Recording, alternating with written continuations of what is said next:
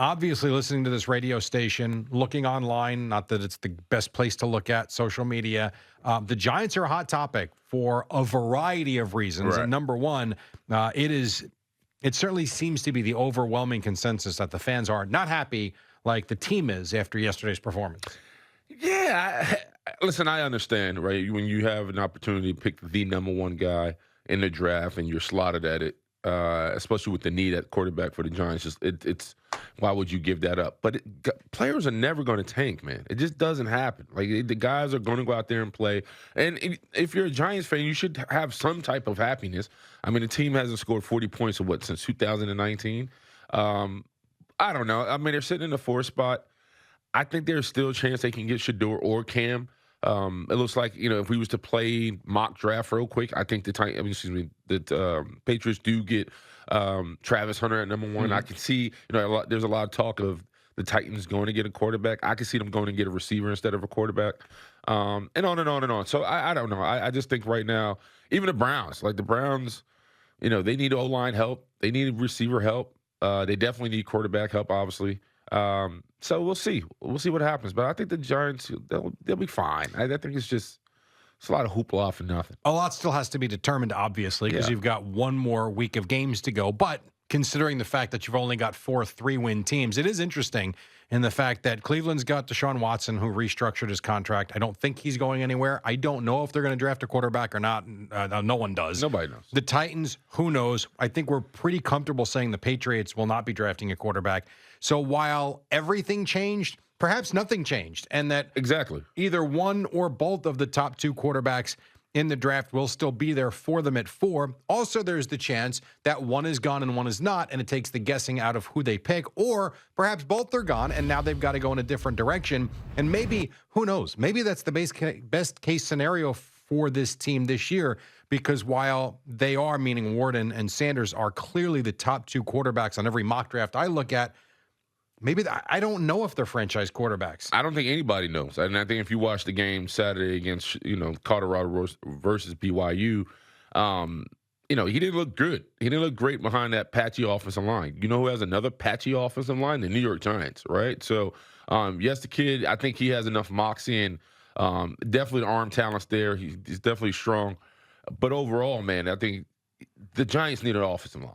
It doesn't matter who you draft or where you go. If you don't have an offensive line that can protect a young kid, if you're going to put him back there, it's going to be, for me, in my eyes, it's going to be no different from what Daniel Jones did. All true. But I would also say that offensive line was playing well before the Andrew Thomas injury, which changed everything. And I would also tell you that the Jets' offensive line was coming together, and we'll get to them at 7. But just to your point, that Jet offense was, I know they didn't score. I get it.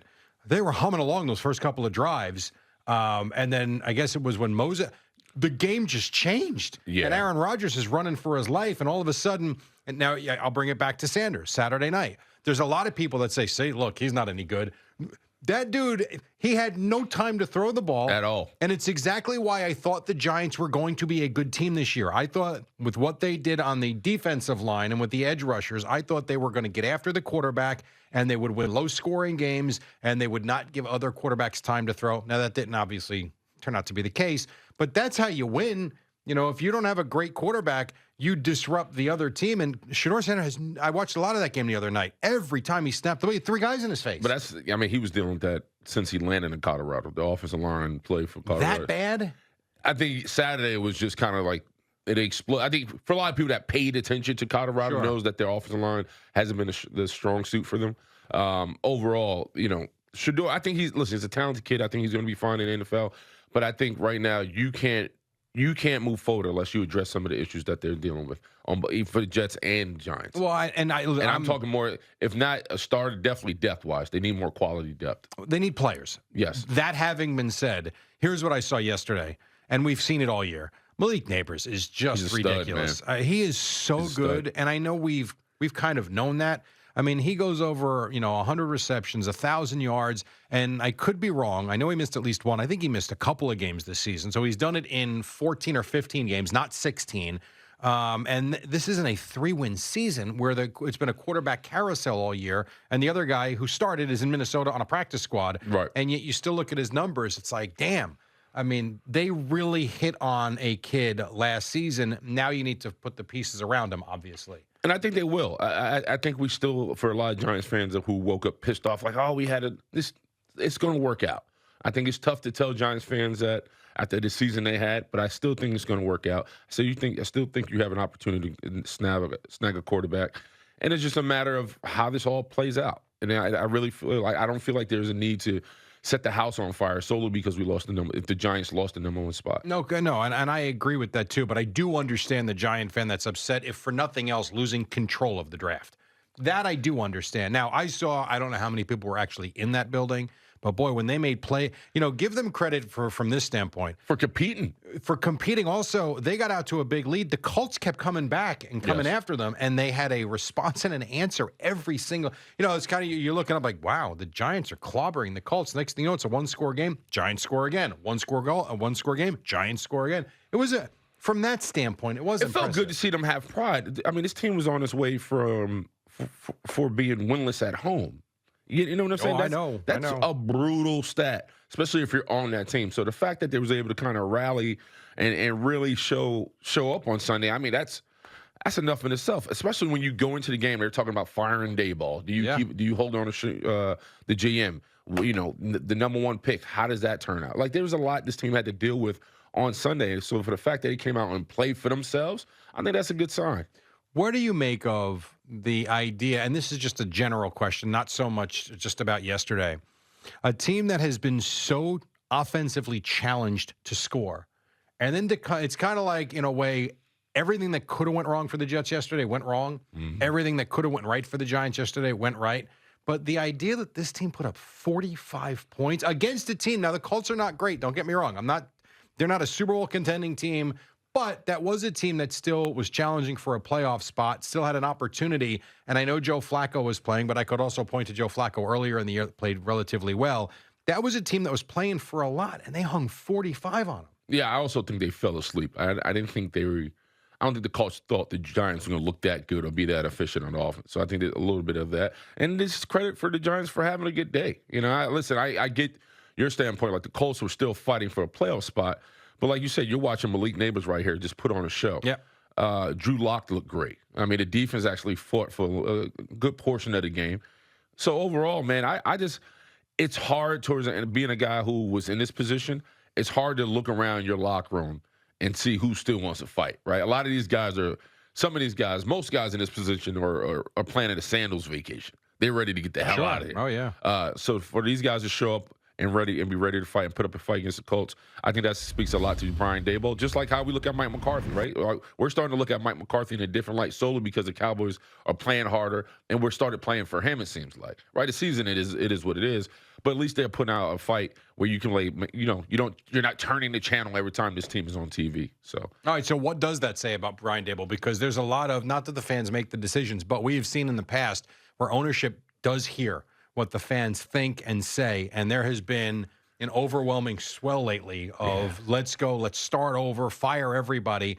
But then you see a performance like yesterday. I mean, Chris and I sat here on Friday, and, I said to him, I can't give you stats. I can't give you wins and losses. It's more of a gut feeling. I'm certainly no football expert by any stretch, but I feel like Brian Daboll's a good football guy, and he knows what he's doing. I think when the last time I was on with you, we had Merihaj on, and he said something in reference to when you feel like you have your guy, you stick with your guy. You believe in him. You believe in the process. You believe that he's going to get it right.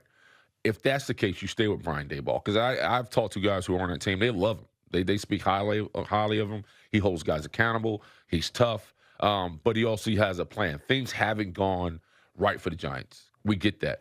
But you have to believe he can get you out of this. And so we'll see what happens. And does that mean drafting a quarterback at that position? Sure, maybe. But overall, I think what you saw Sunday was guys still believing in the plan, fighting for themselves and him, and walking out of the building with a necessary W. There's been enough games this year, and I would even point to, only because I was there and I called the game with Boomer, Phil, and Gio was on the sideline, that Eagle game back in October was atrocious, absolutely atrocious. But what I would tell you is part of the reason why it was atrocious was the quarterback play was bad. Right.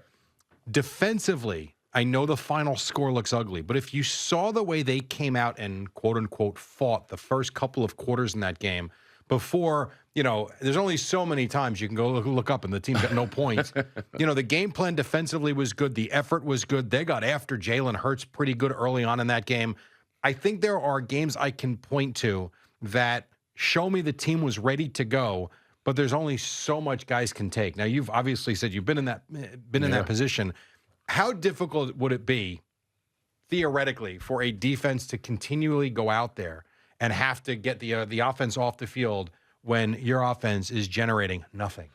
I mean, fatigue sets in, right? That's the biggest issue right now. But I think a lot of part of being a part of a really good defense or a stout defense is understanding you can only do your job, right? Your job is to get 3 and outs and get off the field and get the ball back to the offense. I think when you saw what Dexter Lawrence was able to do, especially with the rest of that front seven, I thought they were sneaky good for a good portion of the year. I think they just didn't get a lot of credit because of the way their record looked. But I thought a lot of people who walked into that building was like, man, if the offensive side of this thing was better, this team could be dangerous. And I think they still are dangerous. They just got to get a signal. They got to get a play caller. They got to get somebody that can throw the ball and can be a lot more efficient at the position and get some offensive line help. But I don't think the Giants are that far away. I know people are like, what are you talking about? They get a solid quarterback, man. They can make some noise. Well, it's part of it. The secondary obviously has had their issues too, but I do agree with you. They're closer than we think, and yet they are miles away from where they need to be. So it's an interesting line to walk. The other thing would be, are you going to be the type of franchise that is going to draft that quarterback and play him day one? Now, we've seen it work with Jaden Daniels. We saw it work last year with C.J. Stroud, but I can point to 100 different other examples where it does not work. Sam Darnold, Baker Mayfield, just for two. I'm glad you said that. I think there's this overall rule: if you draft him at number 1, that he has to play right away. Well, that's because of the salary cap structure. The way it but works. then you did, to your point, what you were just about to say, guys get burnt down and get cooked. Like we've seen it time after time with the Jets and other positions. Not everybody's ready to play right away.